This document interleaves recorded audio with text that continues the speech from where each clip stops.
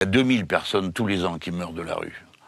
Donc, si vous voulez, moi je trouve qu'il y a une forme de désinvolture à l'égard de ça, comme à l'égard des morts au travail. Ça fait 3 ans que j'en parle, autant que je peux. 560 personnes meurent sur leur poste de travail.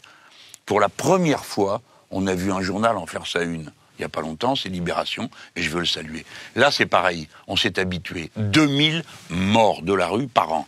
Alors, peut-être qu'on peut imaginer des choses aussi compliquées que réquisitionner les logements vides. Il y a 3 millions de logements vides.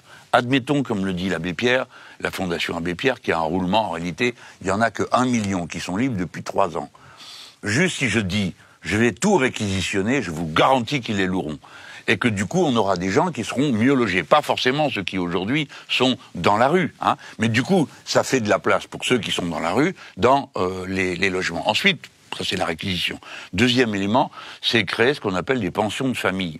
Aujourd'hui, il y en a une vingtaine de milliers de places, et donc on veut arriver à 100 000. En quoi consiste les pensions de famille? Alors, une pension de famille, il faut que vous compreniez quelque chose qui est un peu difficile à dire et à admettre, c'est que quelqu'un qui est dans la rue, la grande difficulté souvent, c'est à se réhabituer à avoir une vie avec un appart à s'occuper, des choses comme ça. Donc la pension de famille, c'est à la fois, vous êtes autonome, vous êtes respecté, vous êtes libre, hein, vous êtes libre, mais il y a de l'accompagnement, de l'aide humaine. Vous appartenez à un logement partagé avec d'autres personnes, des espaces communs. Il y a d'autres gens, vous apprenez, à vous retrouver les règles de fonctionnement. Et puis, il y a surtout construire du logement, parce que la meilleure solution aux gens qui n'ont pas de logement, c'est de leur donner un logement.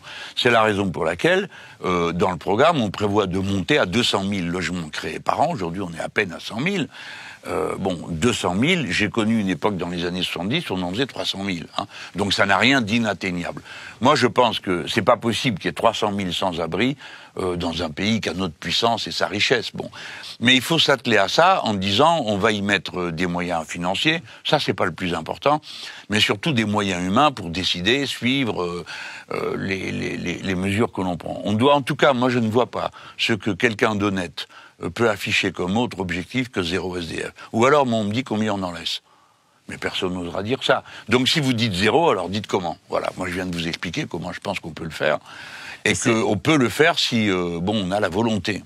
Et pour ça, il faut avoir la volonté. C'est pour ça que c'était un sujet qui nous semblait essentiel à évoquer aujourd'hui. Parmi les 7 questions c'est bien, parce que ça permet de parler et de faire prendre conscience aux gens de la détresse qui nous entoure. Et des 300 000 8 millions de gens qui sont à l'aide alimentaire, 12 millions qui ont froid, qui ne chauffent pas.